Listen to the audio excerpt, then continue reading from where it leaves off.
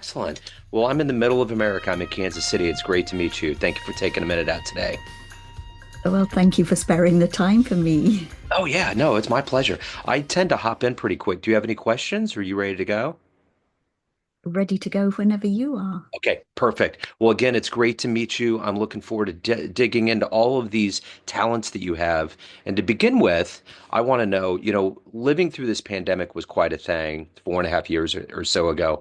How much of surviving and going through that time period has influenced the way that you live your life and do things now? That's an interesting question for us because, as leadership trainers, Yeah, we teach change management as part of the process. So it's a wonderful observation of humans actually going through that, through yeah, the change, because typically through any change, you first are immobilized.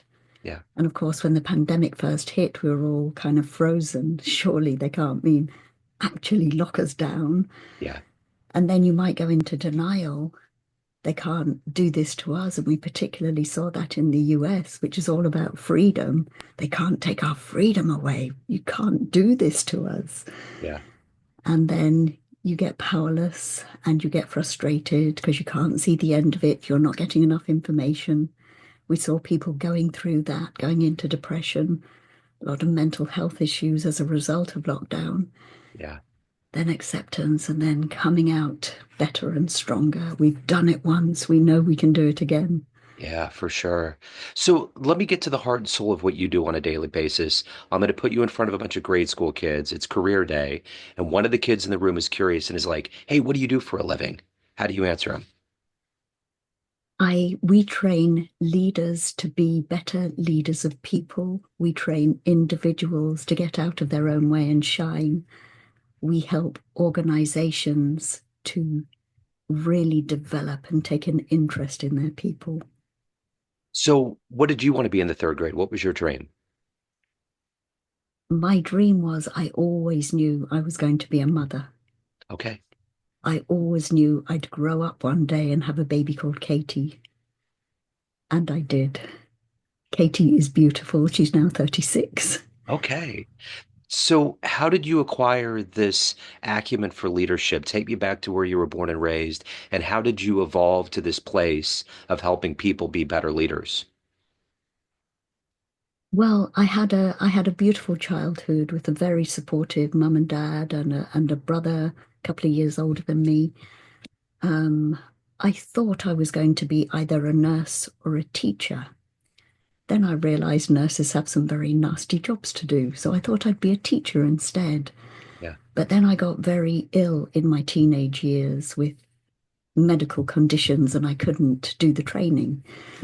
So I became a very, very good secretary in the beginning. Yeah. I just did business administration, but I quickly rose to lead teams because I was very good at working with people. Yeah. And then in 1990, a long time ago, I desperately needed a job and happened to get a job with a chartered occupational psychologist who, of course, go into companies to diagnose the problems with people. Yeah. And he recognized in me a gift for understanding people and sent me off to be accredited in a great many psychometric tools to understand the mind. Yeah. And we also trained, we had a load of clients, big global clients, public sector clients, little companies. We had thousands of leaders we were able to observe and find out what makes the highest performing leaders tick. And then we wrote a book on it. So are you surprised that you got into this line of work? Has it been surprising to you, or has it been a natural fit? It's been a completely natural fit because I am all about people. I just love people and I want them to be the best version of themselves. So, no, it's a natural fit, and I find myself now teaching every day. Yeah, so you get the best of both worlds. I mean, sometimes it takes a lifetime for people to figure out what their purpose is professionally. Yes, absolutely. So let me ask you this. Who's been being a leader means that you have good role models, good heroes around you to emulate. Who has that been for you? Who has been that inspirational force for you to be who you are? First of all, my mother and father, both incredibly different. One, my father, life assurance salesman. My mum was a teacher. They both came from a very different point of view. They were great role models. Nowadays, people I admire, people like Brené Brown, Yeah. Byron Katie, Jacinda Ardern, Nelson Mandela, great, great leaders as I see them. Yeah. So when you look at the landscape of business today and you look at leaders that exist out in the world, who do you admire? Who would be someone you would love to maybe meet, talk to that would help you on your path? Um, I would love to meet all the world leaders because they all have such different points of view. I want to understand more. Yeah.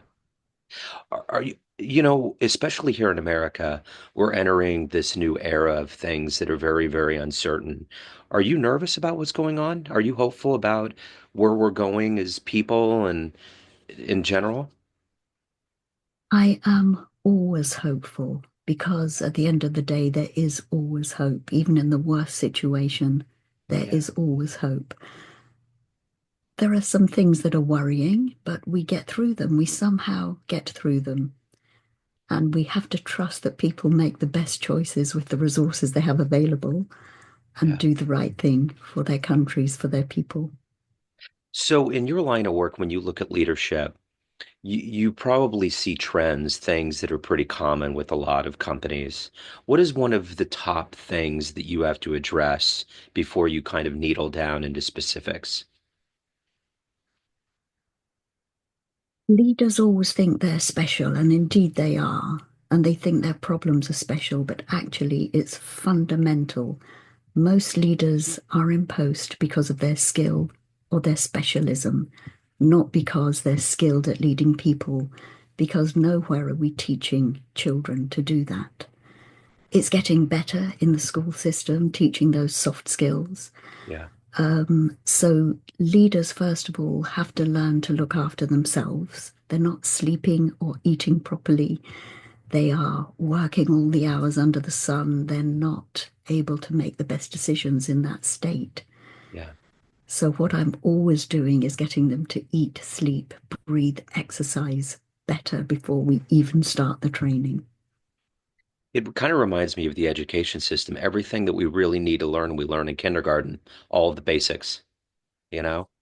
Yes, absolutely. So let me ask you this. You're dealing with some heavy stuff with people, with clients to help them get to a better place as leaders. So how do you balance that? How do you take care of yourself as a human being and then balance that with your job and making sure that you're at the top of your game all across the board? By constantly learning, by constantly investing in my own development, by having a supervisor, by taking time out with my family, by just chilling out and having a bath, reading, just chilling. Yeah. You have to take time out. Yeah, you certainly do. So let me ask you this. If you had a dream tonight, you ran into that version of you before you found this path of helping leaders, and you could give that young version of you a piece of advice based on this career you've had, the wisdom you've gained along the way, what advice would you give your younger self? I think prioritize sleep. Certainly, as I was developing, I've had three children 5 years apart. It took a long time to kind of bring them up. Yeah, Sleep to me was a thing I could skimp on because I'm running a business, I'm raising a family, I'm busy, busy, busy, yeah, trying to be everything to everybody. Actually, sleep is the one thing we must not skimp on. It is so important. yeah, And also, just be kind to yourself. We are all just human. We're not perfect. yeah, So be kind to yourself. absolutely. So, what was the first client that you had that you knew and it galvanized that this is the path that you should take in life? Did you have an early success story?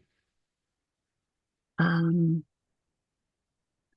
Possibly one organization stands out, which was in the financial crash in 2008.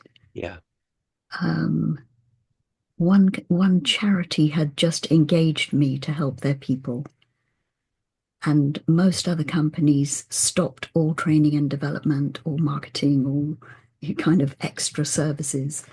But this charity kept going. And it took 18 months to train them first to understand themselves through a beautiful psychometric tool, Yeah. train all the leaders to lead better, train all the people to be a little bit more self-directing and in control of their own career. And when we did that, they then went on to win a national training award. Yeah. And that just makes my heart sing. Oh yeah. So of speaking of that success story, of all of the triumphs that you've had, everything that you've accomplished in your life, what are you ultimately the proudest of? Sorry, what was the What, last bit? of everything that you've accomplished, what are you ultimately the proudest of? It has to be my children. Yeah. It has to be. I Yeah. mean, the children are everything because Yeah. they're now producing grandchildren for me, and that just brings a different element to everything. Absolutely. So what's the biggest risk that you've taken professionally? You know, the one thing about being a leader is, or being a good business person is that you have to take risks. What's been I the do. biggest risk that you've taken?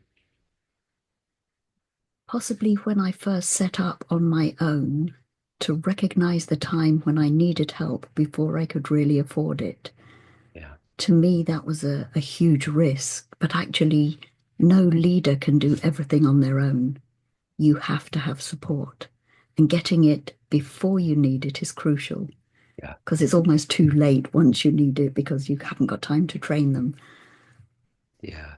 So, what's the best advice that you've ever gotten? Obviously, in your position, you help leaders and you're giving advice. But for you in your life and your career, what's the best advice you've gotten? For me, that goes back to the beautiful book by Susan Jeffers, Feel the Fear and Do It Anyway. Yeah. You've got to take action, and generally, it's just one more step, which people don't realize. It's kind of like that wall you come to if you're a runner. You've got to push through it Yeah, to get to the next bit.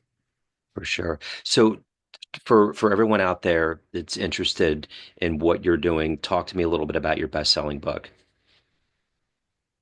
Sorry, I missed that last bit again. Talk to me about your best-selling book. Give me kind of an abstract and a flavor for it.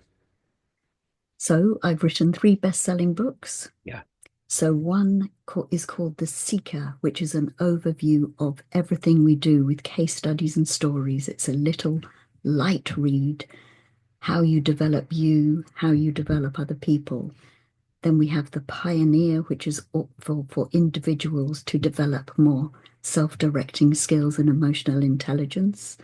And then we have the Liberator book, which is how to lead and develop others with strength, dignity, and compassion. Okay. So let me ask you this. At the end of the day, everyone has a perception of you. Family, friends, clients, readers, everyone that knows you, but you run the show. What's your perception of you? Who do you think you are? I believe I am the mother to them all. I was born to be a mother, and that's what I do. I'm always asking people if they're looking after themselves. Wonderful. So let me ask you this. If we get off this call and you can go back in the history of time and see one event with your own eyes, witness it happen, what would you love to have seen?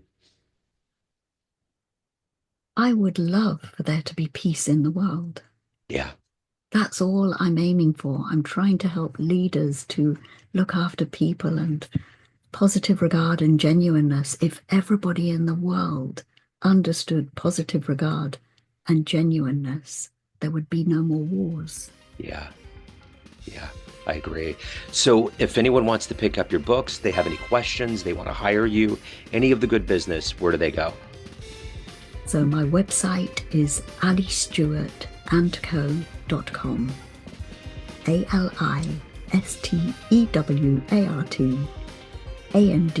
ALISTEWARTANDCO.com. Okay. Wonderful. I will direct everybody in that direction. Ali, this has been wonderful. I love your story, your energy. Thank you for taking time out today.